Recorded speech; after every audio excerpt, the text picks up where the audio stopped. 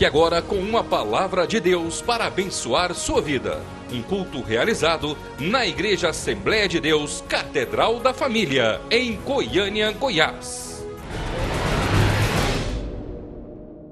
Estenda a sua mão para cá, mais uma vez. Deus, aqui está o teu servo, meu Deus, pastor Roberto, ministrará a tua palavra aos nossos corações. Abençoa, Senhor, na nossa vida, abençoa o teu servo, Pai, e que possamos receber a tua palavra, meu Deus, com alegria no nosso coração, que ele ache guarida em nós, em nome de Jesus. Amém. Meus queridos, a paz do Senhor a todos. Estou muito alegre por estar convosco nesta noite memorável, histórica para a minha vida, para o meu ministério. Agradecido a Deus pela oportunidade de ministrar neste afogueado púlpito. Muito bem, quantos têm apostila? Deixe-me ver. Que maravilha, que bom, que maravilha. Por favor, coloquemo-nos em pé, todos.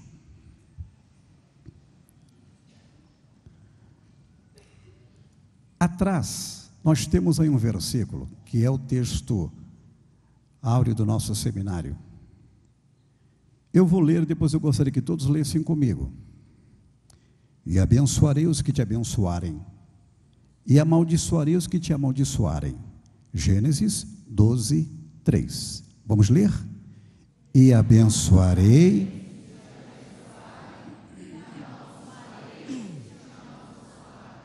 Gênesis 12, 3. Dê um abraço fraternal na pessoa que está ao seu lado, deseja-lhe uma boa noite na presença do Senhor.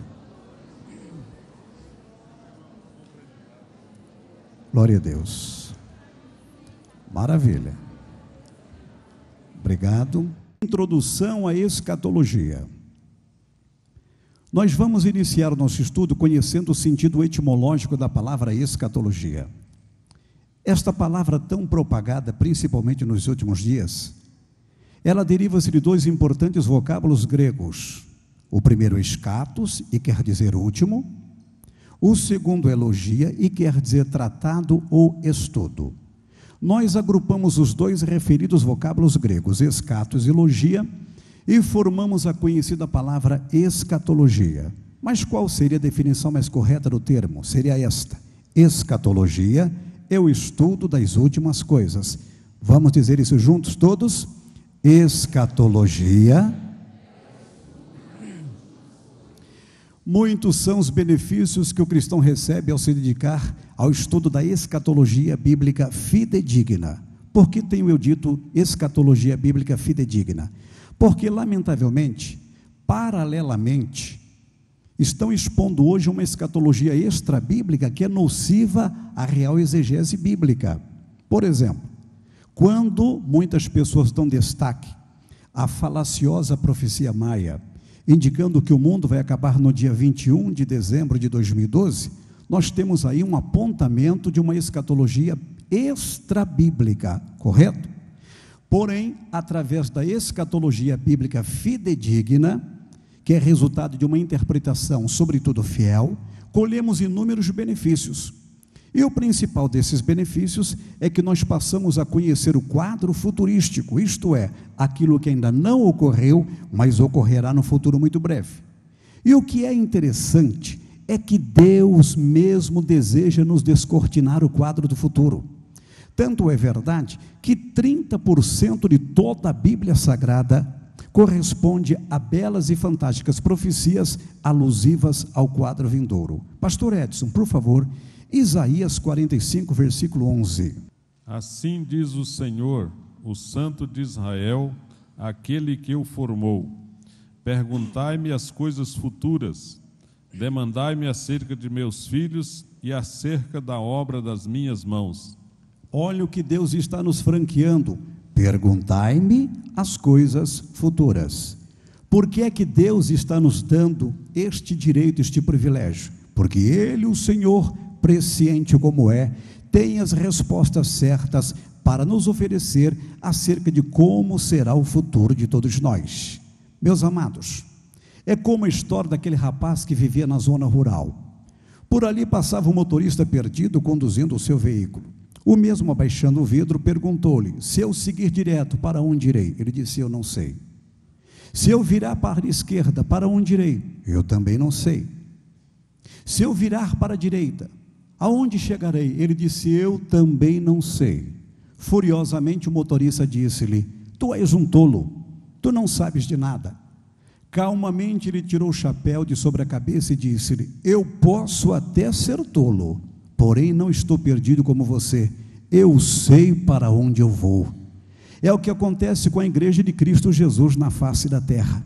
Os beócios ou ignorantes no que tange às coisas espirituais dizem que nós somos um povo fanático, dizem que nós somos quadrados, podemos ser tudo isto como o mundo nos conceitua. No entanto, não estamos perdidos.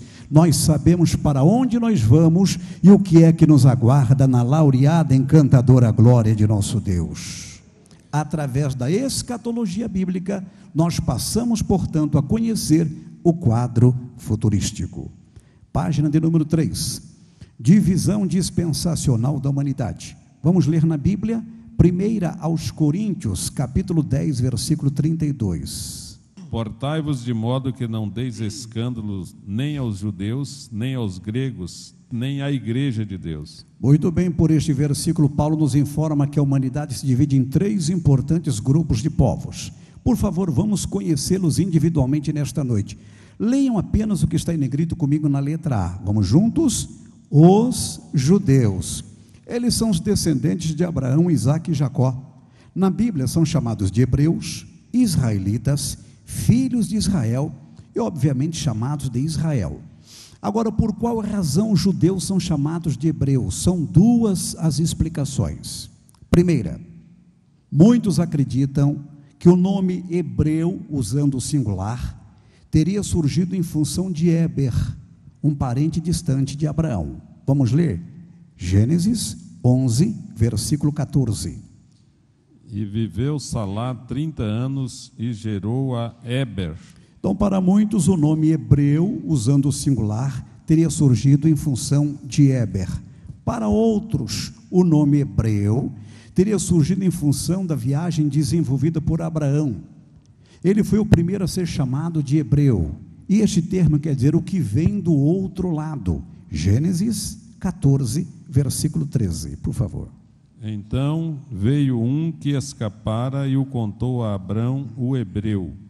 Ele habitava junto dos carvalhais de Manre, o amorreu, irmão de Escol e irmão de Aner.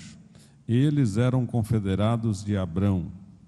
Muito bem. Então, a segunda explicação teria surgido em função da viagem desenvolvida por Abraão, saindo de Ur, seguindo para Canaã, a terra da promessa. Sobre ele disseram: este homem é um hebreu, cujo significado quer dizer o que veio do outro lado.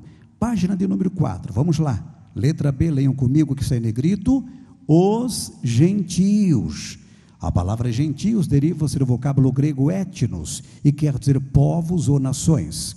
Os gentios são todos os povos com exceção dos judeus. Na Bíblia, eles são chamados de gregos, de nações estrangeiros. Letra C, leiamos: a igreja de Deus. O vocábulo grego para igreja é eclésia e quer dizer assembleia ou reunião dos santos, ou ainda povo chamado para fora. A verdadeira igreja de Cristo é composta por judeus e gentios convertidos a Cristo Jesus. Página de número 4. O plano de Deus para com Israel. Gênesis 12, versículos 1 a 3. Leiamos. Ora, o Senhor disse a Abrão: sai-te da tua terra e da tua parentela e da casa de teu pai, para a terra que eu te mostrarei. E far-te-ei uma grande nação, e abençoar-te-ei, e engrandecerei o teu nome, e tu serás uma bênção. E abençoarei os que te abençoarem, e amaldiçoarei os que te amaldiçoarem, e em ti serão benditas todas as famílias da terra. Amém. Ótima leitura. Irmãos, nós vamos falar nessa noite sobre a pequenina, mas altamente significativa nação de Israel. Queria pedir ao pastor Edson que preparasse uma referência que não está na relação. Ezequiel 36, versículo 3. Só deixe preparado, por gentileza. Frederico o Grande foi um célebre e notável imperador alemão.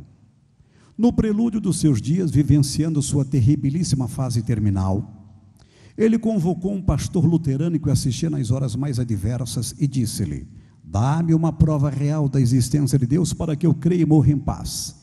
Sem hesitar, o pastor disse-lhe: majestade, a maior prova da existência de Deus é o povo judeu. Esta foi uma resposta criativa e ao mesmo tempo histórica e profética. Em síntese, Israel é um verdadeiro milagre de Deus. Israel é a verdadeira história de amor entre Deus e a raça humana.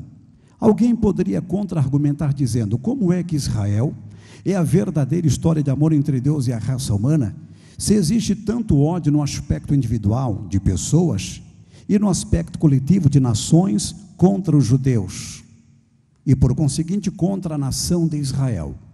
Isto se explica da seguinte forma: o grande problema de Israel não é de ordem política, mas sim de ordem espiritual. Satanás inspira as nações a odiarem a Israel. Por isso Israel tornou-se o centro de discórdia em todo o mundo. Vamos à referência citada. Ezequiel 36, versículo 3. Portanto, profetiza e dize: assim diz o Senhor Jeová, visto que vos assolaram e devoraram em redor, para que ficasseis feito herança do resto das nações, e andais em lábios paroleiros e na infâmia do povo. Olha, e andais em lábios paroleiros e na infâmia dos povos. Entenderam? Há um ódio exacerbado contra Israel e, por conseguinte, contra os judeus. Um dos maiores escatologistas da atualidade, Norbert Lied, que eu tive o privilégio de conhecer, ele disse que o ódio contra os judeus é tão exacerbado que seria muito mais fácil os cientistas descobrirem a vacina para a cura da AIDS do que se eliminar peremptoriamente este ódio que pessoas no aspecto individual e nações no aspecto coletivo nutrem contra os judeus e, por conseguinte, contra a nação de Israel. Mesmo diante de toda esta adversidade, aí está, no contexto mundial, a nação de Israel representando a Deus sobre todas as demais nações da terra. Os maiores historiadores do mundo, como Paul Johnson, chegam a dizer que se Israel não tivesse uma conexão direta com Deus, já há muito tempo teria sido riscado do mapa. Mas nós glorificamos a Deus por esta pequenina nação, esta nação que é o berço do Deus de Abraão, de Isaac e de Jacó. Quem concorda, diga bem comigo nesta noite. Nós vamos conhecer um pouquinho do Israel moderno. Se você quiser fazer alguma anotação, no final da sua apostila você tem uma página em branco. Caso você queira anotar, sinta-se bem em fazê-lo. Primeiramente, vamos conhecer os limites da Terra Santa. Israel faz divisa ao norte com o Líbano, ao sul com o Egito, a leste com a Síria e a Jordânia, e a oeste com o mar Mediterrâneo. Israel está localizado no oeste da Ásia. Pasmem, a área de Israel é pequenina, é micro, é tacanha. Hoje Israel tem uma área de apenas 20.700 quilômetros quadrados. Para termos uma ideia, o estado de Goiás tem uma área de 340.086,7 quilômetros quadrados. O que isso quer dizer? Que Goiás é literalmente 16 vezes maior do que o país chamado Israel. Israel é um país tão pequeno que, com seu formato longo e estreito, mede de norte a sul 450 quilômetros. E de largura do Mar Morto à costa do Mar Mediterrâneo, mede apenas 135 quilômetros. Um caça F-16 da Força Aérea Israelense sobrevoa o país todo de norte a sul em apenas 4 minutinhos. Mas é com esta nação que Deus trata com todas as nações da terra. Louvado seja Deus. A capital de Israel para os judeus seria Jerusalém. No entanto, a ONU não reconhece Jerusalém como a capital de Israel. Através da resolução 181 de 1949, A ONU designou Tel Aviv como a capital de Israel. É o lugar onde se encontra o setor das embaixadas. A população está na casa de 7.300.000 habitantes. A moeda oficial dos judeus é o shekel novo, ou o novo shekel, como você queira pronunciar. O idioma ali falado é o hebraico, que foi plenamente resgatado e adaptado à vida do judeu nos dias atuais. Mas fala-se o árabe e fala-se também o inglês, porque houve um domínio britânico de 30 anos, de 1917 a 1947. A forma de governo é a república parlamentarista. Israel tem um chefe de Estado, que é o presidente Shimon Peres, que pertence a um partido de centro chamado Kadima. E tem um chefe de governo, que é o primeiro-ministro Benjamin Netanyahu, que pertence a um partido de extrema-direita chamado Likud. Aliás, os 3 principais partidos políticos de Israel são Partido Trabalhista de Esquerda, o Kadima, que foi fundado por Ariel Sharon em 2004, que é de centro, e o Likud, que é um partido de extrema-direita. Este é o cartão de visitas desta pequenina nação que representa Deus sobre todas as demais nações da terra. Quem concorda, diga amém comigo nesta noite. Quando foi que Israel surgiu no cenário mundial? Tudo começou por volta de 1920 anos antes de Jesus nascer. Deus resolveu colocar em extensão seu plano salvífico, beneficiando assim todas as famílias da terra. Na época, Deus confirmou que todas as nações haviam se apostatado de sua vontade e do seu querer. Logo, Deus resolveu formar uma nova nação para representá-lo sobre todas as demais nações do mundo. E para isso, Deus convocou um homem que tinha um princípio básico que muito lhe apraz: obediência. E este homem inicialmente chamava-se Abrão, posteriormente passou a se chamar Abraão. Abraão era filho de Terá. Eles viviam na metrópole da Mesopotâmia, a cidade de Ur dos Caldeus. Ur corresponde hoje a uma cidade que fica a 320 quilômetros de Bagdá, Tel Mugeir, correto? Esta cidade na época tinha 24.000 habitantes, cidade que se inclinava diante da idolatria. Flávio Joséfo diz que 700 deuses foram adorados em Ur dos Caldeus. O principal monumento religioso era uma torre de 23 metros de altura, erigida ao chamado Sim, conhecido como Deus Lua. O pai de Abraão era idólatra, Josué 24:2. Joséfo diz que ele não era um simples idólatra, mas sim um propagador da idolatria, porque ele fabricava estatuetas de adoração no fundo da sua casa. Foi neste ambiente de idolatria reinante e predominante que Abraão nasceu, cresceu e viveu a maior parte da sua vida. Porém, em nenhuma vez sequer um daqueles deuses com D minúsculo falou com Abraão. Mas houve um dia todo especial na vida do grande patriarca, quando Deus com D maiúsculo com ele falou. E o homem entende quando é Deus quem fala. A voz do Senhor é graciosa, a voz do Senhor é inconfundível. Abraão, saia da tua terra, da tua parentela, da casa do teu próprio pai. Siga para uma terra que eu hei de te mostrar, e eu vou fazer de ti uma grande nação, e tu serás uma bênção. E abençoarei os que te abençoarem, e amaldiçoarei os que te amaldiçoarem, e em ti serão benditas todas as famílias da terra. Irmãos, de Ur dos Caldeus a Canaã, havia uma distância de 1.600 quilômetros. Abraão rompeu com as benesses que ele usufruía em Ur, e cumpriu este itinerário. Que benesses seriam estas, pastor? Primeiro, o grande arqueólogo Albright, ele diz que Abraão não era apenas um homem bem sucedido, mas sim a maior representação financeira e empresarial de Ur. Segundo, a única casa de Ur que tinha água quente era a casa de Abraão. Mas quando Deus o chamou, ele rompeu com tais privilégios e saiu sem saber para onde ia, como diz Hebreus 11, versículos 8 e 9. Mas Deus estava no controle. Ele cumpriu aquele itinerário, chegou em Canaã, a terra da promessa, onde desenvolveu a sua descendência. Abraão gerou Isaac, Isaac gerou a Jacó, e Jacó gerou 12 filhos que originaram as 12 tribos de Israel. Portanto, assim nascia a pequenina nação de Israel. Página de número 4, vamos ler comigo logo abaixo, Doutor Edson, acho que faltou uma referência aí. Deuteronômio 7, versículo 6, por favor, na relação. Pode prepará-la para mim. Eu pediria a vocês que me ajudassem lendo a letra A, só o texto. Vamos lá? Israel é a nação eleita por Deus. Vamos à leitura. Porque povo santo és ao Senhor teu Deus. O Senhor teu Deus te escolheu para que fosses o seu povo próprio, de todos os povos que sobre a terra há. Irmãos, não se contesta uma decisão do Criador.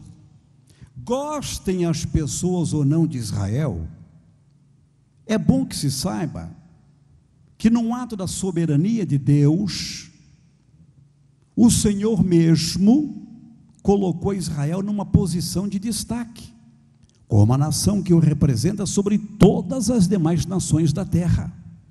Existem provas incontestáveis de como Deus trata com Israel de uma forma toda especial. De cada 3 grandes cientistas do mundo, um pelo menos é judeu.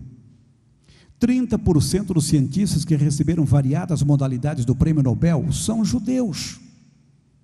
Enquanto muitas nações do mundo árabe, mesmo sendo riquíssimas em petróleo, ainda têm desigualdades gritantes e contrastantes, Israel, com uma área pequenina de apenas 20.700 km², já está inserido no rol das nações mais avançadas do globo terrestre.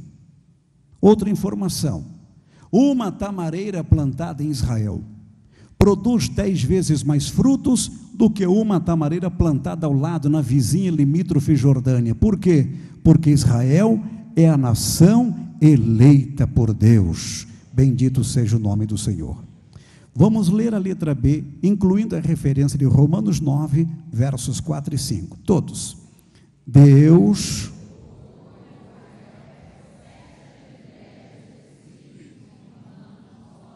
4 e 5. Vamos agora ler quais são esses privilégios. 1, 2, 3, 4, 5,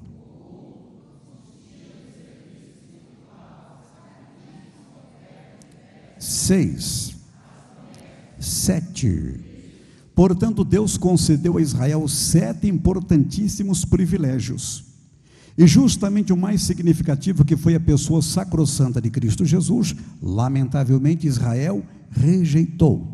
Página de número 4, desobediência e rejeição de Israel a Cristo. Leiamos na Bíblia, Evangelho de João, capítulo 1, versículo 11. Veio para o que era seu e os seus não o receberam. Queridos, quando Cristo veio a este mundo, ele veio com exclusividade para os judeus, como o Messias prometido à nação de Israel. E ele preencheu os requisitos para se apresentar à comunidade judaica como o Messias que estes ansiosos e fervorosamente aguardavam. Pastor, então por que é que os judeus não o receberam? Na época, a nação de Israel estava subjugada, escravizada pelo grandioso Império Romano, a quem os judeus pagavam altos e pesados impostos. O sonho dos judeus messiânicos é de que o Messias surgiria como um grande guerreiro, como Ciro, Dario, Alexandre e tantos outros conquistadores do passado, e romperia com as amarras que os prendiam a Roma e proclamaria a independência total e restrita de Israel. Notem, os judeus quiseram forçar Jesus a ser coroado como rei no aspecto físico. Capítulo 6, verso 15 de João. Está na página 5, logo acima. Sabendo, pois, Jesus que haviam de vir arrebatá-lo para o fazerem rei, tornou a retirar-se ele só para o monte. Por favor, prepare no mesmo evangelho, capítulo 18, versículo 36. Ora, por que é que Jesus não quis ser coroado como rei?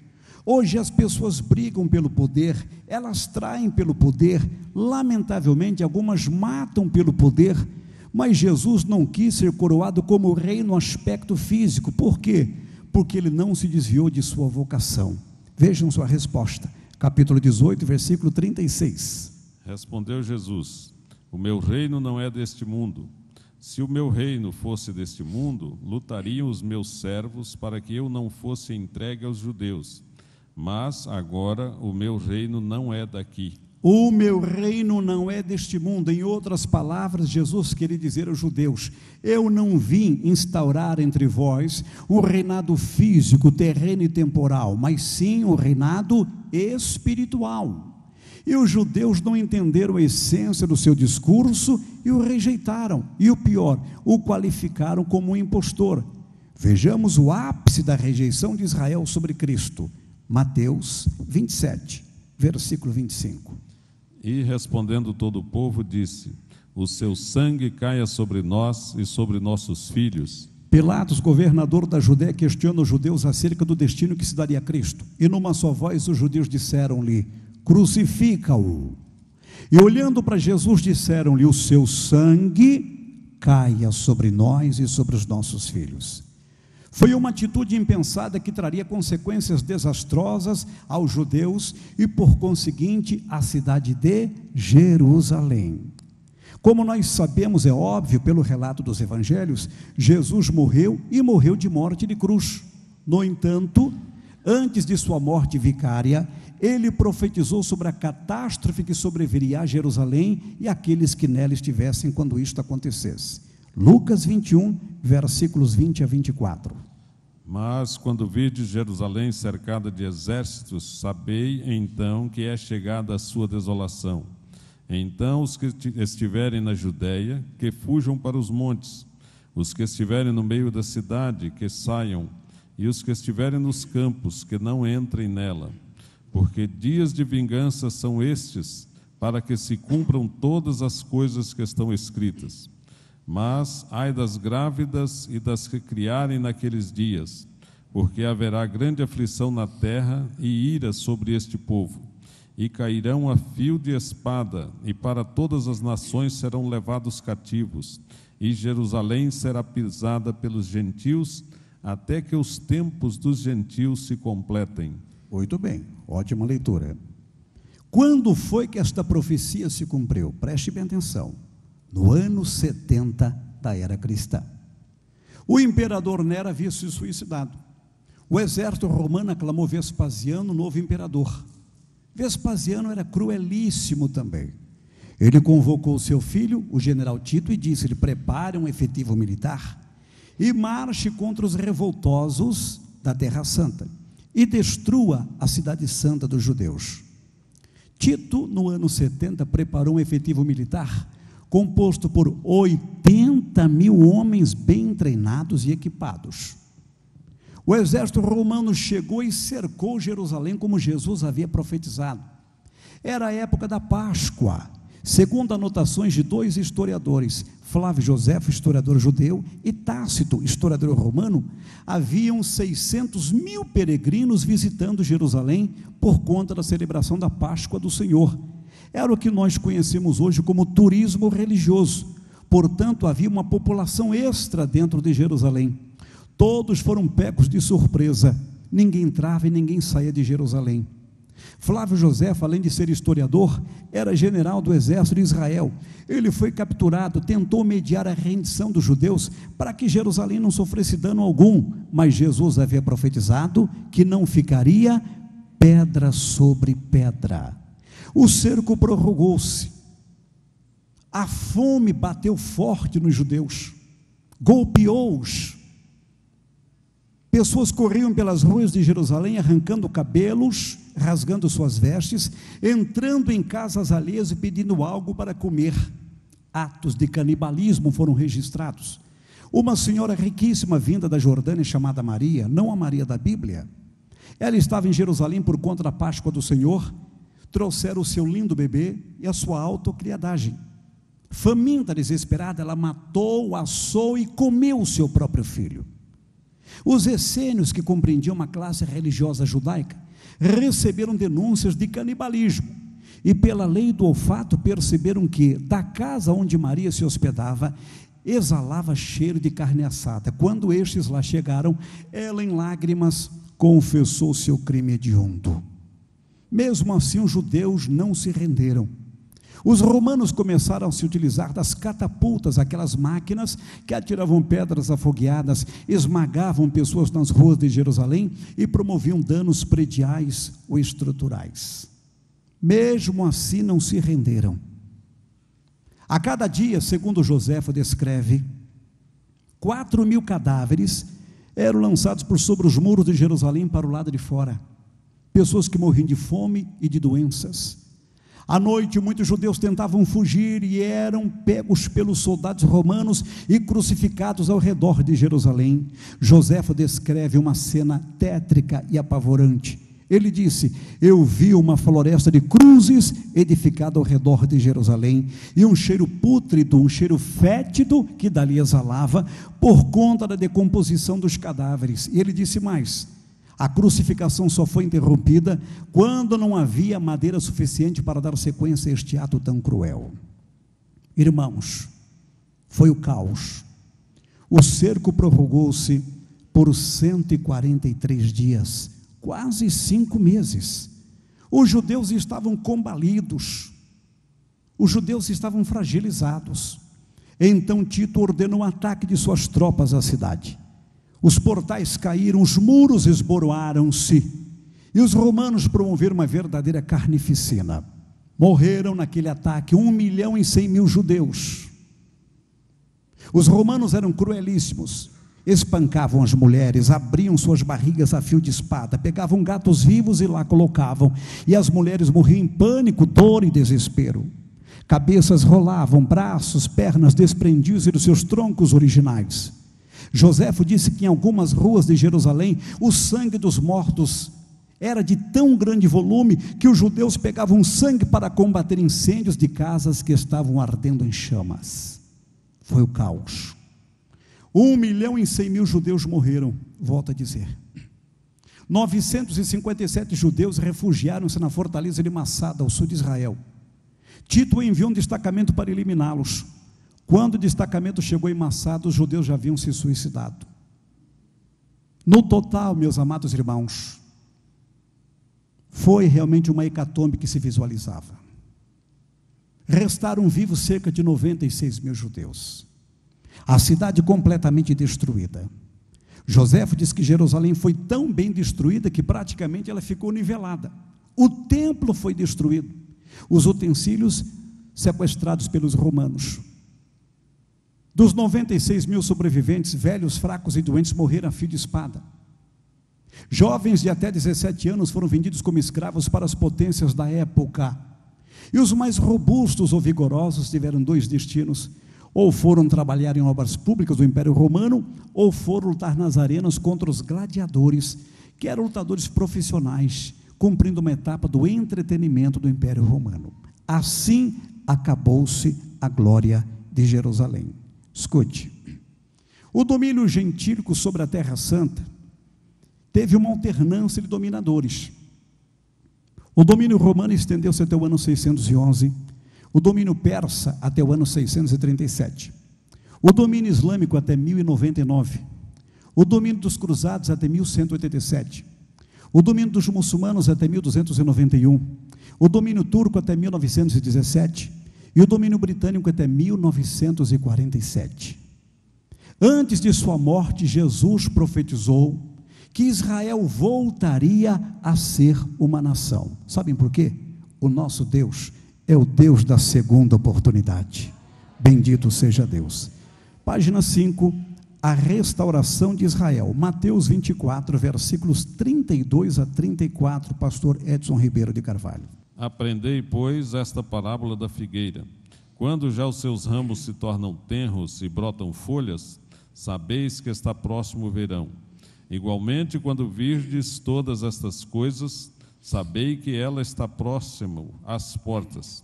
Em verdade vos digo que não passará esta geração sem que todas essas coisas aconteçam. Esta parábola é atípica porque ela é profética. A figueira em destaque é um símbolo claro e evidente da nação de Israel. O brotar da figueira fala-nos da restauração de Israel como nação.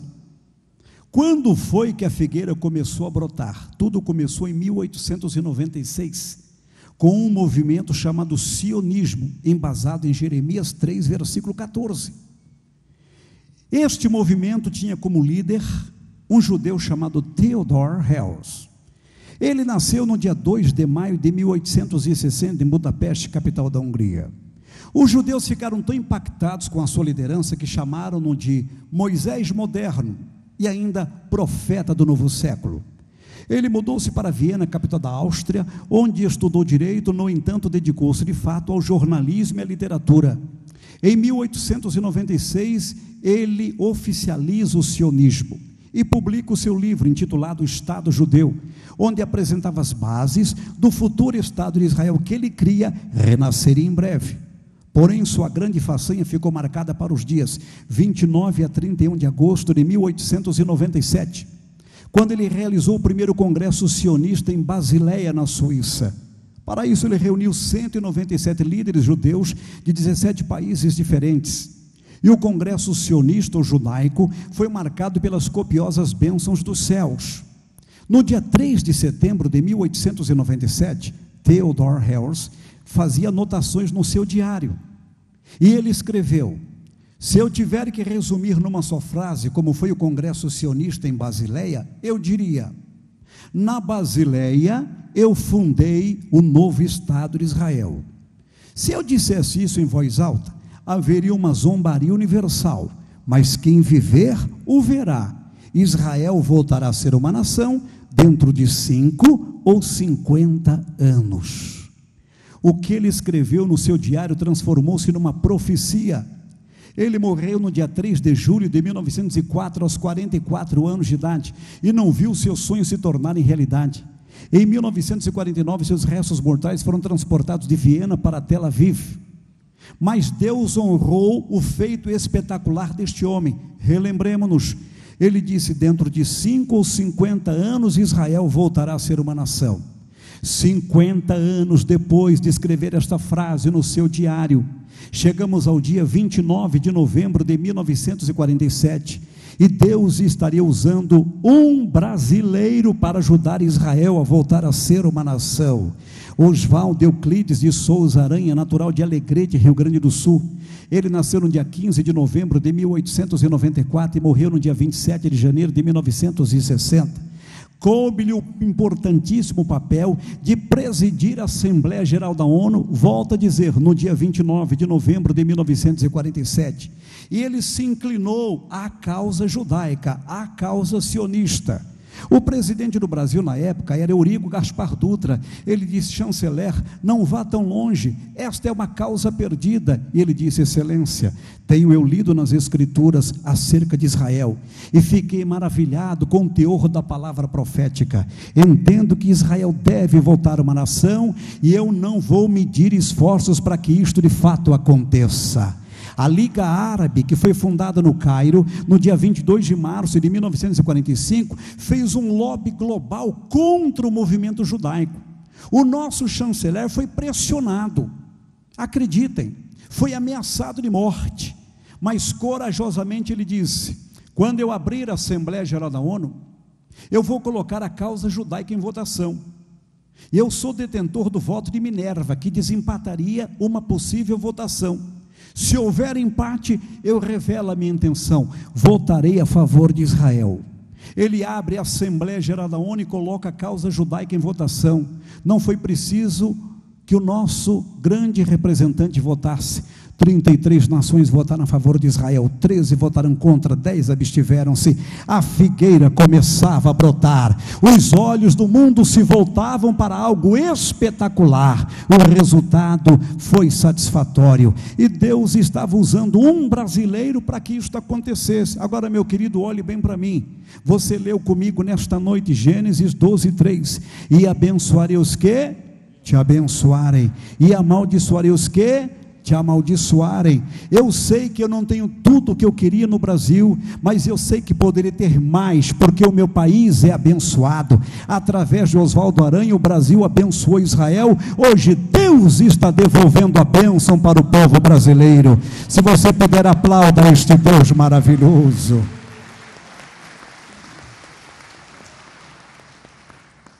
A oficialização de Israel como nação ficou para o ano seguinte, para o dia 14 de maio de 1948. Aí se cumpriu esta profecia. Por favor, doutor Edson, Isaías 66, versículo 8. Quem jamais ouviu tal coisa? Quem viu coisas semelhantes? Poder-se-ia fazer nascer uma terra em um só dia? Nasceria uma nação de uma só vez? Mas Sião esteve de parto e já deu à luz seus filhos. Olhem, eu sei que a grande maioria aqui tem máquina fotográfica. E obviamente as máquinas digitais vêm com zoom. É assim ou não é?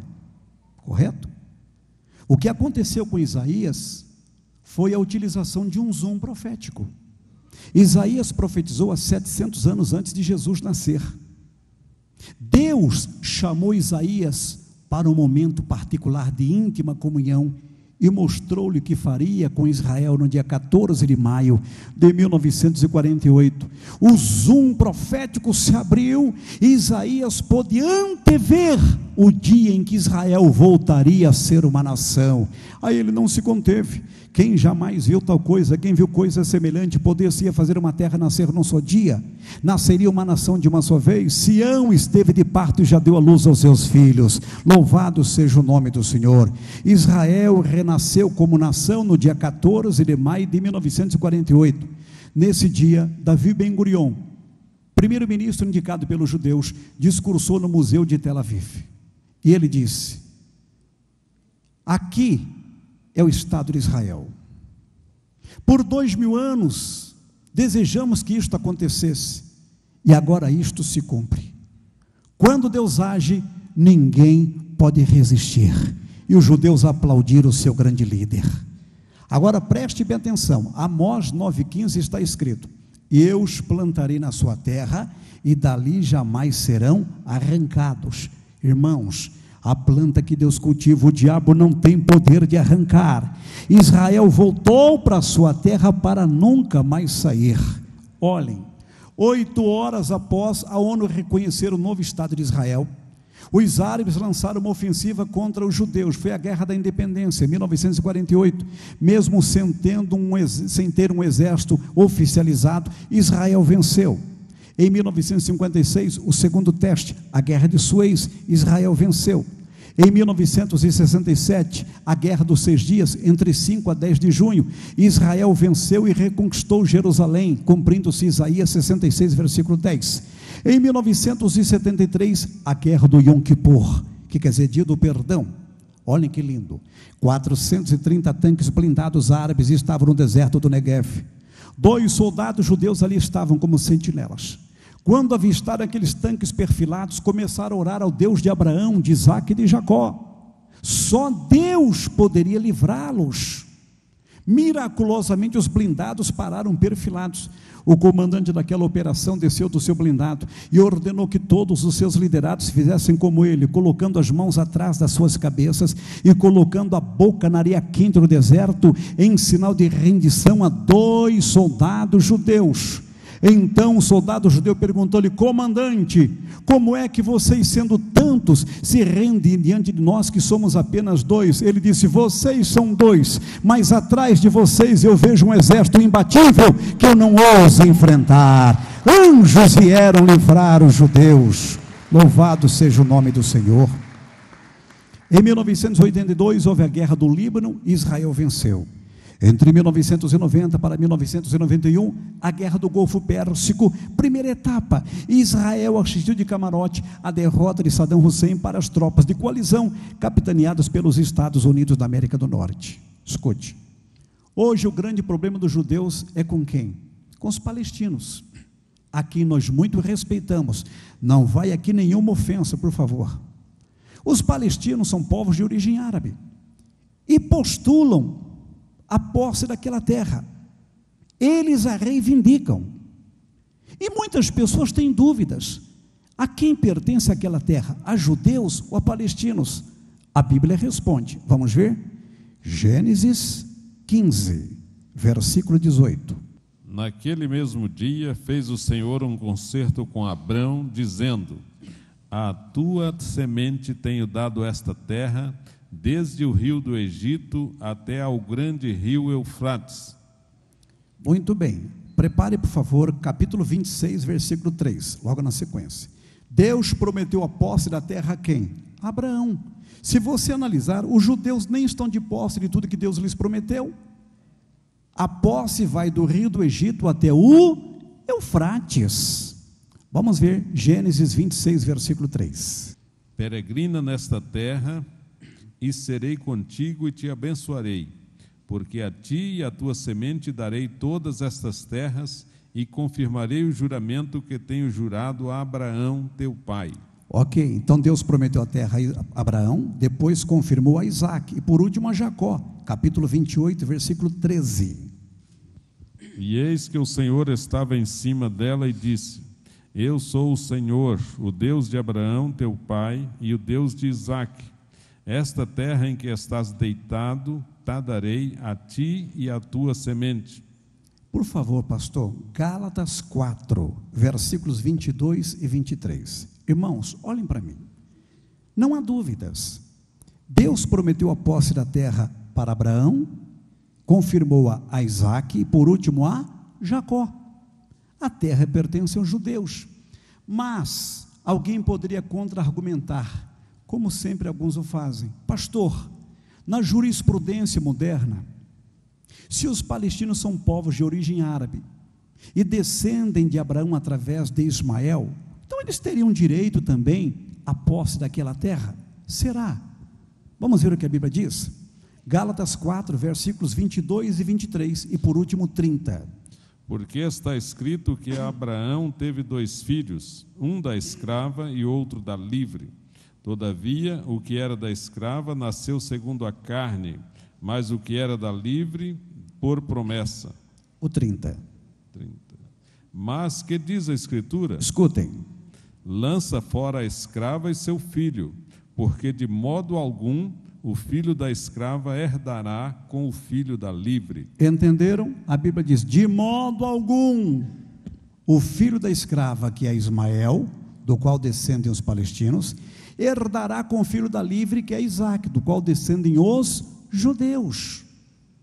Porém, irmãos, os palestinos tinham um grande líder, com grande poder midiático, chamado Yasser Arafat. E ele assumiu o comando da OLP em 1969. Esteve à frente dela até 2004, quando morreu. E Arafat conseguiu sensibilizar a opinião pública mundial a favor dos palestinos, é óbvio. E no dia 13 de setembro de 93, conseguiu firmar um acordo de paz com Israel, onde os únicos beneficiados foram os palestinos. Do lado de Israel, Isaac Rabin, do lado palestino, Yasser Arafat. Rabin fez muitas concessões aos palestinos. Deu-lhes a faixa de Gaza, que tem 360 quilômetros quadrados, o correspondente à área de Belo Horizonte, capital de Minas Gerais. E deu-lhes a região da Cisjordânia com cidades históricas, como Belém, Hebrom, Jericó, Nábulos e outras tantas mais. Correto? Pelas concessões que fez aos palestinos, Isaac Rabin foi ameaçado de morte, o que veio a se concretizar, o que nós lamentamos, no dia 4 de novembro de 1995, quando ele foi assassinado por um judeu extremista, estudante de direito, chamado Igal Amir, que pegou prisão perpétua. Arafat cresceu, se envaideceu, a altivez o dominou. Escute, estou terminando.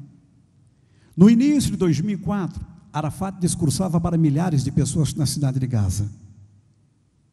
E ele disse: antes que os cristãos comemorem o Natal de 2004, eu vou invadir Jerusalém, eu vou queimar a bandeira de Israel do Knesset, do parlamento judaico, e vou matar o maior número de judeus que for possível, e vou proclamar Jerusalém a capital da autoridade palestina.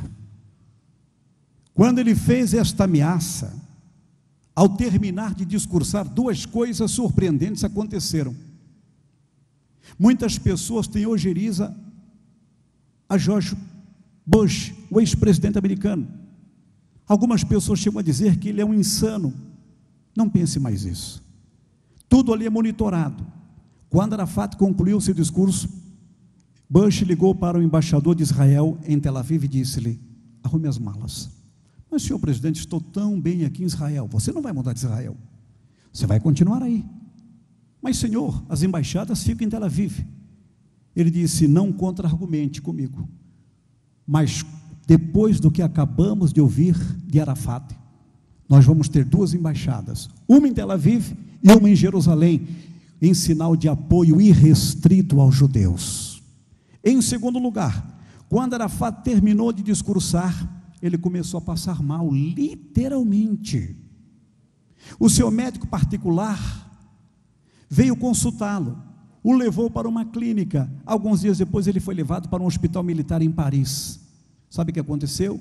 Ele prometeu invadir Jerusalém antes do Natal de 2004 e morreu de infecção generalizada no dia 11 de novembro de 2004. O médico que cuidou dele até a morte disse no seu site: se eu tiver que confessar uma frustração pessoal, eu diria que a minha maior frustração, como médico, como profissional, é a de não conseguir diagnosticar a causa mortis do Dr. Yasser Arafat. O médico não sabe, mas quem conhece Bíblia sabe. E amaldiçoarei os que te amaldiçoarem. O guarda de Israel não dorme, Deus nudou o seu braço e protegeu Jerusalém e o seu povo de Israel. Quem concorda, aplauda o Senhor comigo por tudo isto nesta noite. Ok. Aí está a bandeira de Israel. Olhem, não confundam essa estrela de Davi com um símbolo satânico que está sendo divulgado por aí. Vale-se dizer que este é o Magem Davi, segundo a tradição, estava no escudo do rei Davi. São 2 triângulos superpostos em direções opostas. As 3 pontas superiores falam dos 3 pilares da fé judaica. Olhem, Deus, homem e povo. As 3 pontas inferiores falam dos 3 períodos da história judaica: criação, revelação e redenção. Ok. Olhem Jerusalém como ela é linda. Jerusalém quer dizer habitação segura ou lugar de paz.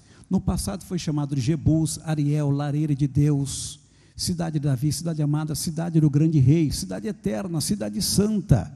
Quem nasce em Jerusalém é jerosolimitano ou hierosolimitano. Aí vemos uma linda foto dos 3.000 anos de Jerusalém. E aqui a mesquita de Omar. É um templo octogonal, construído pelos árabes no ano 691 da era cristã, no mesmo lugar onde ficava o templo dos judeus. Ok. Olhem que linda foto de Jerusalém. Estou ali a mesquita de Omar em destaque, perfeito? Ali ficava o templo dos judeus. Ora, pastor, por que os judeus não têm mais o templo? Porque Jerusalém foi destruída no ano 70 da era cristã. Ok. Olhem que linda foto. Para vocês verem o zoom, aqui está o Monte das Oliveiras. Daqui até o muro, 1.500 metros. Que linda foto. Ok. Uma foto panorâmica de Jerusalém e em destaque a mesquita de Omar, o grande pátio. Ok. Olha a mesquita, por que ela é octogonal? Ela tem 8 lados. Está carcomida, deteriorada. Ok.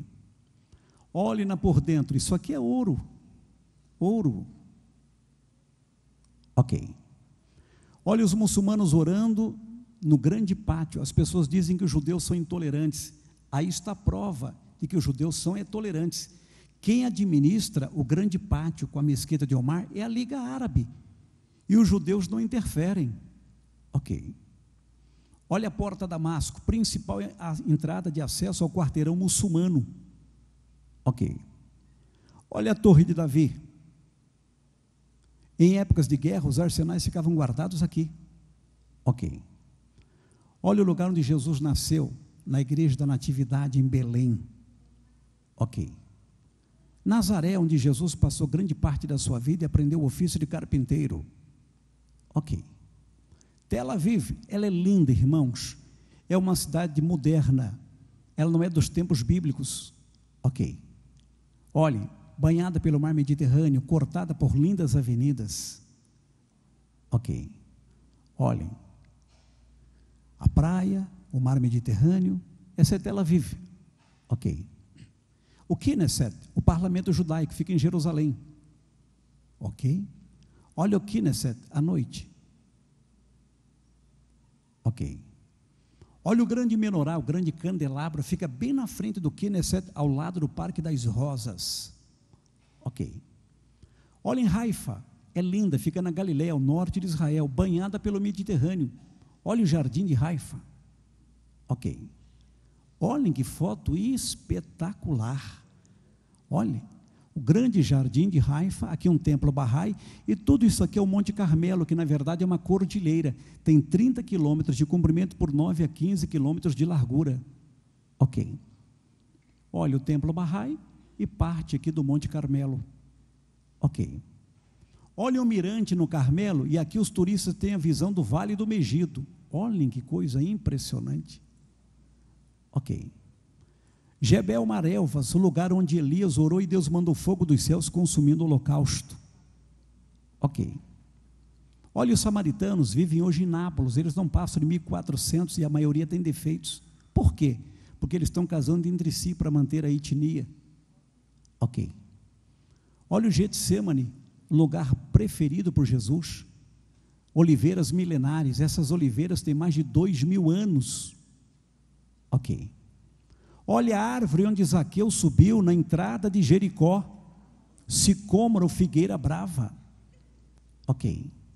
Olha o mar da Galileia, que na verdade é um lago formado pelas águas do Jordão, é chamado de mar de Tiberíades, mar de Quinerete, mar de Genezaré. Tem 24 quilômetros de comprimento por 14 quilômetros de largura, o seu ponto de maior profundidade chega a 50 metros, tem 22 tipos de peixes, pastor Rui, olhem só, 22 tipos, dentre eles o Crome simonis, que é o peixe de São Pedro. Ok. Olha os turistas aí passeando pelo mar da Galileia. Olhem aí Tiberíades, irmãos, essa cidade é linda, hein? Linda, linda, linda. Uma foto assim já, o dia quase amanhecendo. Ok. Olha o Mar Morto, fica ao sul de Israel. Tem 78 quilômetros de extensão por 16 de largura. Está situada a 400 metros abaixo do nível do mar Mediterrâneo. É chamado de Mar Oriental, Mar de Arabá, Mar Salgado, Mar do Sal, Mar de Segor, Mar de Sodoma, Mar Pestilente e Mar Asfáltico. Ok. Olhem, colunas de sal. Sodoma e Gomorra ficavam nessas imediações. Ok. Olha os turistas, eles gostam de se lamear numa argila escura, que tem ali nas margens do Mar Morto, que tem fins medicinais. Ok. Lá no Mar Morto ninguém afunda, pode pesar 180, bom, não é bom que pese tudo isso, mas se acontecer de pesar, não afunda também. Ok. Olha Massada, irmãos, a fortaleza onde no ano 70, 957 judeus refugiaram-se. Ok. Olha a resolução desta foto, irmãos, até os traços aqui dos tijolos vocês visualizam. Quando o destacamento militar aí chegou, eles haviam se suicidado. Ok. Olha o Vale do Megido, tem 40 quilômetros de comprimento por 20 quilômetros de largura. Quando Napoleão Bonaparte conquistou a Palestina, ele visitou o Vale do Megido, e como só pensava em guerra, disse, este é o lugar ideal para que dois exércitos se enfrentem. Ok. Olha o lugar da tentação de Jesus, no deserto de Jericó. A Igreja Católica construiu aqui um mosteiro. Ok. Olha as cavernas de Qumran, onde os beduínos encontraram os manuscritos do Mar Morto. O livro do profeta Isaías na íntegra, o livro de Salmos praticamente na íntegra, e 35.000 fragmentos que foram reagrupados por peritos. Ok. Esses manuscritos estão aqui no Museu do Livro, em Jerusalém. Ok. Olha o Tabor, fica na Galileia, é o Monte da Transfiguração de Mateus 17, tem 320 metros de altura. Ok. Olhe no por trás, os taxistas gostam de descer aqui correndo, olha, já pensou? Ok. Olha o sopé do Sinai, aqui o mosteiro. Ok. Aí o hotel onde os turistas se hospedam, e aqui você vê o paredão do Sinai. Na verdade o Sinai é uma península, a sua parte superior é triangular, abrangendo os continentes africano e asiático, e 5 picos se destacam. Ok. Para subir o Sinai só é possível à noite. A escalada começa à meia-noite, um pouquinho antes, e quando o dia está amanhecendo, os turistas chegam lá. Olha aí. Ok. Olha aí uma turista lá em cima, num dos picos principais do Sinai. Ok. Olha o Monte Hermon, chamado de Monte Seir ou Senir, chamado também de Montanha Sagrada. Ok. Olhem, é possível esquiar no Monte Hermon. Olha o teleférico. Ok. O gelo derrete e formam-se 3 fontes, Asbane, Ledã e Banias. Ok. Juntam-se ao Bareite, formam o Rio Jordão. Ok. O Jordão tem 252 quilômetros de extensão, 1 a 5 metros de profundidade, 11 a 60 metros de largura. Ok. Olha aí os neoconversos descendo as águas batismais, é uma cena muito linda. Ok. Olha a alegria desse jovem, desceu as águas batismais em pleno Jordão. Ok. Um país pequenino com uma área de apenas 20.700 km², mas tem uma estrutura fantástica dentro da sua economia. Tem até uma linha de montagens de ônibus. Ok. 13% das armas produzidas no mundo são industrializadas em Israel. E os judeus estão produzindo em larga escala este avião não tripulado. O Brasil comprou 2, só que as nossas autoridades esqueceram de fazer licitação para comprar o combustível, eles estão parados. Ok. Israel utiliza-se muito a energia eólica, que é através do vento, a força do vento. O Brasil podia investir nisso. Nenhum país é tão beneficiado pelo custo dos ventos como o país em que vivemos. Ok. A energia solar, olhem, irmãos, que coisa fantástica. Ok. Agora vamos ver um modelo que a União Soviética quis colocar em prática e não conseguiu, os kibbutz. O que é um kibbutz? Uma agrovila. Famílias moram juntas, têm atividades distribuídas, têm tudo em comum, tem escola, posto de saúde, telefone. É algo assim, muito ligado à vida comunitária judaica. Existem 400 kibbutz em Israel. Olha a estrutura de um kibbutz. Ok. É um lugar muito aconchegante e belo. Varia muito de kibbutz para kibbutz. Ok. Aí eles desenvolvem várias práticas agrícolas, como plantação de bananas, ok. Limão, laranja, pêssego, irmão Fred, olhem só. Ok. Romã, mas espera aí, romã, sim, além de usarem-na para bom presságio, os judeus tomam suco de romã. Uma romã dessa dá 3 copos de suco. Ok. Nectarina. Ok. Melancia. Ok. Mamão ou melão cascudo. Ok. Uva. Olha o tamanho desse cacho de uvas, irmãos. Olhem. Morango, só faltou creme de leite, meu Deus. Ok. Maçã, olhem que coisa fantástica. Ok. Manga. Ok. A oliva para se fazer azeitona em conservas, ou então o azeite. Ok. Pepino. Ok. Tomate, olha que cena linda, que foto belíssima, irmãos. Batatas. Ok. Abóboras. Ok. Milho. Ok. Cenouras, olha as jovens trabalhando. Isso, aí. Olhem, cenouras, irmãos, olhem. Obrigado, ok. Olhem aqui, isso aqui parece rúcula, né? Batata doce, ok. Alho, ok. Trigo, ok. Rosas, os judeus exportam rosas para Estados Unidos e Europa, ok. Tulipas também exportam para Estados Unidos e Europa, ok. Olhem que coisa sensacional. Girassóis, ok. Olhe, esse kibbutz já trata com gado leiteiro. Olha a genética avançadíssima. Que coisa impressionante. Ok. Muito bem, agora vamos voltar ao dia a dia. Aí um cidadão visitando Israel, e obviamente, antes de entrar em Israel, é muito comum passar pelo Egito, né, doutor Edson? E aí é preciso uma cautela muito grande. Por quê?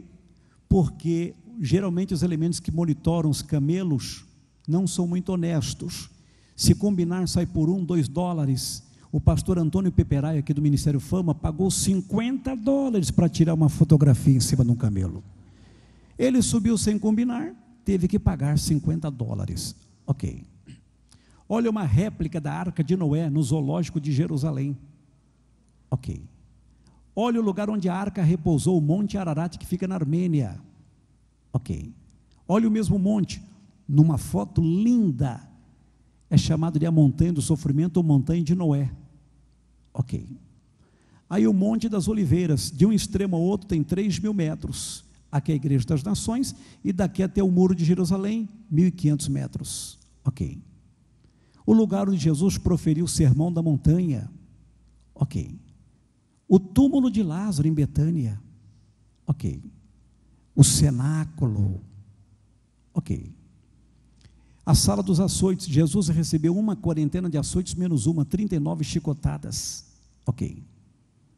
A coroa, como aquela usada para o seu martírio, esse espinho chama-se Spina Christis. Ok. A via dolorosa de Jerusalém, onde Jesus passou levando a sua dura e pesada cruz. Ok. O Monte Calvário, do grego cranion, porque parece um crânio mesmo, olha, é chamado de Calvário de Gordon, porque foi identificado pelo general Gordon em 1849, está a 230 metros do muro e tem 10 metros de altura. Ok. Aí o túmulo de Jesus, chamado túmulo dos reis, túmulo de Gordon, ou túmulo do jardim, a pedra removida, porque o nosso Senhor ressuscitou dentre os mortos. Ok. Mulheres orando diante do Muro das Lamentações, é o que restou do velho templo. Ok. Uma oração coletiva diante do Muro das Lamentações, num dia festivo.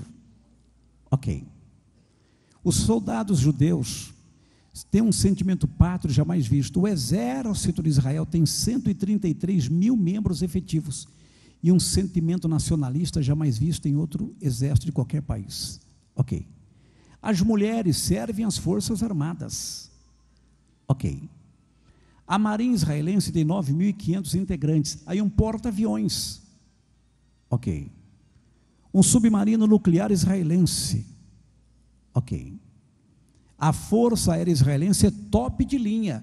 É comparada da Inglaterra e dos Estados Unidos. Aqui você vê um F-15 e um F-16. Ok. Aí vemos uma sinagoga judaica em Nova York. Olha a estrutura de ouro. 6 milhões de judeus vivem nos Estados Unidos, principalmente em Nova York. Ok. Aí um judeu com traje típico, vamos lá. Aqui o kippá, o solidel, ele tem um manto chamado talit, o livrinho é Torá, a lei de Moisés. E essa caixinha, filactério, chamado também de tefilim. A mesma caixinha aparece aqui, ó, no antebraço, amarrado com esta correia. Esta aqui se abre. Aí o judeu coloca porções escritas da lei. Êxodo 13, de 1 a 10, Êxodo 13, de 11 a 16, Deuteronômio 6, versos 4 a 9, Deuteronômio 11, versículos 13 a 21. Ok. Aí o mitzvah é fantástico. É o ingresso do jovem judeu na comunidade judaica. Quando é a menina, é quando ela chega a 12 anos e um dia. O menino, 13 anos e um dia. O menino é o bar mitzvah, a menina o bat mitzvah. Ok. Aí um rabino ensinando a lei de Moisés a crianças, adolescentes e jovens. Olhem, por que o judeu tradicional gosta de deixar aqui essa costeleta que se transforma num caixinho, que eles chamam de peote? Está baseado em Levítico 19, 27, não cortarás o canto do teu cabelo arredondado. Ok. Aí um judeu tocando chofar, uma buzina feita de chifre de carneiro. Ok. Olha aí o caparote. É um ritual que ocorre na véspera do Yom Kippur. Quando é um homem, ele pega um galo ou um frango e rodeia sobre a cabeça e pede perdão por suas culpas. Quando é uma mulher, pega uma franga ou uma galinha, faz a mesma confissão. Se o judeu for mais ou menos assim, digamos que não muito próspero financeiramente, depois do ritual já faz um almoço ou um jantar. Se o judeu for abastado, ele doa o galináceo. Ok. Olha um casamento judaico, geralmente se dá ao ar livre. Esta tenda chama-se rupá. Ok. A saúde em Israel é estendida a todos, é um país espetacular. Ok. A comunidade científica é muito próspera, de cada 3 cientistas do mundo, um é judeu. Ok. A música clássica, pastor Elias de Jesus, ela é muito difundida. Olhem só, parte da Orquestra Filarmônica de Tel Aviv, uma das 10 melhores do mundo. Ok. Este é o judeu Theodor Herzl, que fundou o sionismo. Ok. Aqui está o seu túmulo. Irmãos, o que eu vou dizer agora, por favor, não deve ter conotação política. Interprete apenas como um fato histórico. No dia 16 de março de 2010, o presidente Lula estava em Israel. E ele se recusou a colocar uma coroa de flores no túmulo de Theodor Herzl. Avigdor Lieberman, na época ministro das Relações Exteriores, fez um protesto contra o nosso líder. No dia seguinte, Lula foi até a região hoje conhecida como Autoridade Palestina, e em Ramallah colocou uma coroa de flores no túmulo de Yasser Arafat. Analise isso depois. Ok. Aqui o brasileiro Oswaldo Aranha, que ajudou Israel a voltar a ser uma nação. Ok. Aqui, Davi Ben-Gurion, primeiro-ministro de Israel, discursando perante 400 sionistas. Ok. Isaías 43:6, dele ao norte dá, e ao sul não retenhas, trazei os meus filhos de longe, as minhas filhas das extremidades da terra. O norte é uma clara alusão à Rússia, com o fim do comunismo no leste europeu e a dissolução da antiga União Soviética, que era composta por 15 repúblicas, sendo a Rússia a principal.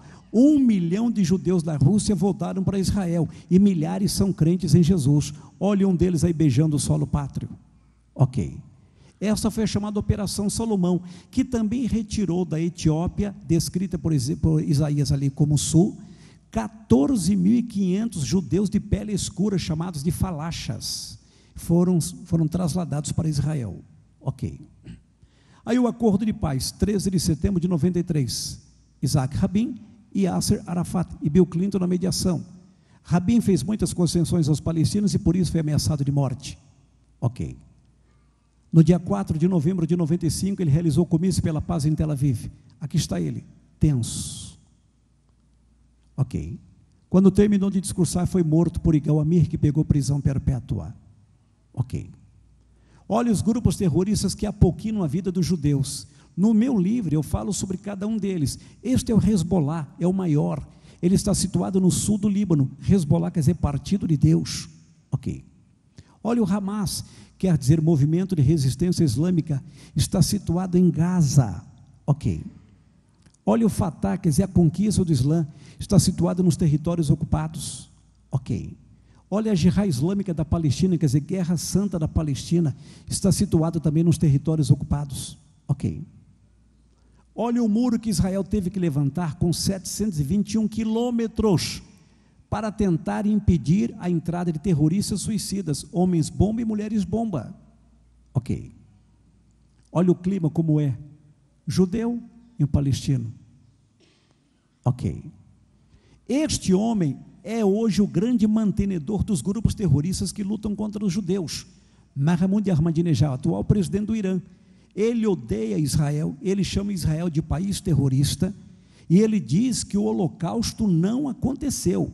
Olhem, em 2011, cada grupo terrorista recebeu 50 milhões de dólares deste homem, do Irã, para que estes grupos possam se armar e se vestir. O Hezbollah, como maior, ganhou 100 milhões de dólares. Ok. Em 2007, no mês de janeiro, ele realizou uma conferência na Universidade de Teherã para debater a veracidade do Holocausto. O Holocausto aconteceu ou não? Na versão dele, não ocorreu. E muitos políticos e alguns brasileiros estão acreditando nesta falácia. Ok. Vamos ver se o Holocausto ocorreu ou não, já estamos quase terminando. Hitler, ele matou 6 milhões de judeus no Holocausto. Ok. Os judeus eram levados para campos de concentração, esse fica em Auschwitz, no sul da Polônia. Ok. Eram levados em vagões e trens. Ok. Era impossível fugir. A vigilância era redobrada. Ok. Olhem, o medo, o espanto, trocavam seus ternos bem cortados por um uniforme horrível. Ok. Olhem, Ahmadinejad diz que isso não aconteceu. Ok. Olhem, irmãos, judeus fragilizados, magérrimos. Ok. Chorando, talvez lembrando da família, e o outro magro, definhado, tentando ajudá-lo. Ok. Olha os fornos crematórios, os homens eram lançados aqui, as mulheres, os menores e as crianças aqui. Ok. Olha uma câmara de gás, colocavam 700 judeus de uma só vez aqui, e borrifavam um gás venenoso, e todos eram mortos em 3 minutos apenas. Ok. Olha o famoso paredão de fuzilamento de Auschwitz, só neste lugar aqui morreram 150 mil judeus fuzilados. Ok. Olhem. Ok. Olhem os crânios dos judeus mortos no Holocausto. Ok.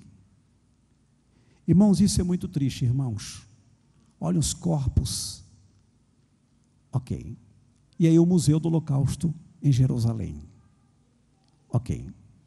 Yasser Arafat, o líder dos palestinos, ameaçou invadir Jerusalém antes do Natal de 2004, mas morreu de infecção generalizada no dia 11 de novembro de 2004. Ok. O atual presidente da autoridade palestina é um homem calmo, um homem de diálogo, Mahmoud Abbas. Ok. O primeiro-ministro palestino é um ex-banqueiro, Salam Fayyad, também é um homem de diálogo, é contra o emprego das armas. Ok. Este é Shimon Peres, presidente de Israel, e o primeiro-ministro Benjamin Netanyahu. Ok.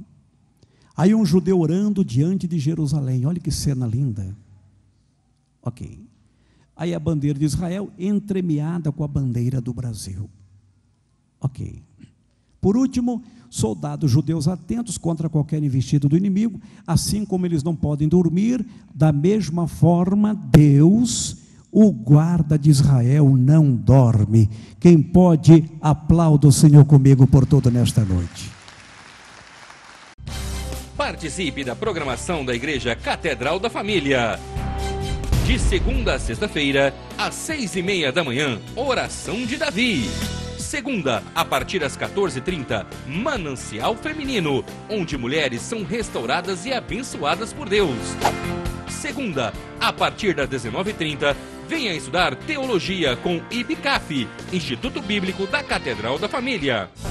Terça-feira, às 19h30, venha ser um intercessor na Escola de Intercessão. Quarta-feira, às 19h30, culto de ensino da Palavra de Deus.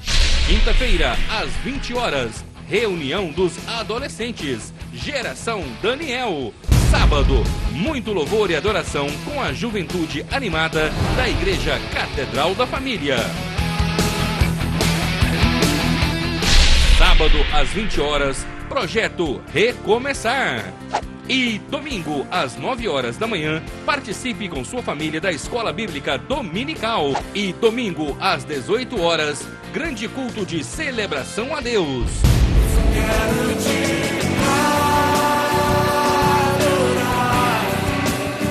A Igreja Catedral da Família disponibiliza ainda para você cursos para edificar a sua vida.